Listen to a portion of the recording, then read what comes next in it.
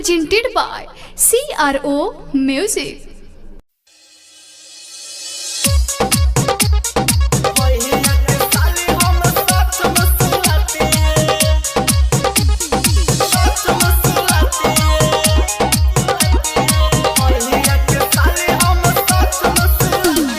जानू जानू कह के हमें मिलने बुलाती है।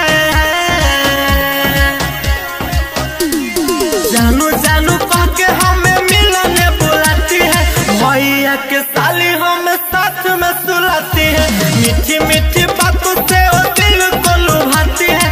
भैया के साली हमें साथ में सुलाती है। जानू जानू कह के हमें मिलने बुलाती है।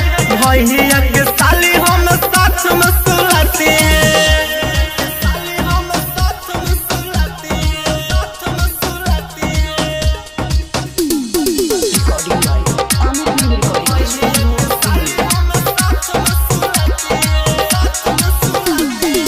आँख न मिलाती है, मुझसे शर्माती है।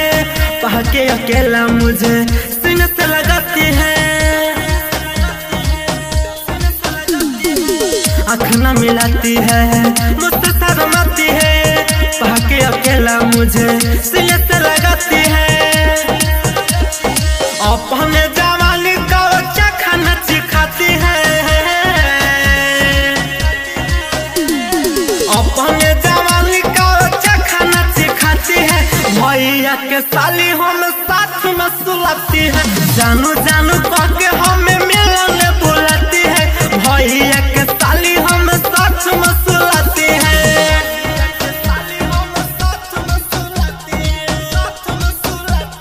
Presented by CRO Music.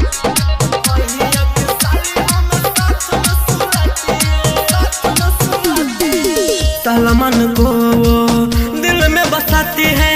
रूठ जाऊं जब मैं तो मुझको मनाती है। भारती निराला को वो दिल में बसाती है। रूठ जाऊं जब मैं तो मुझको मनाती है। सोनू यादव से रसवर चाहती है।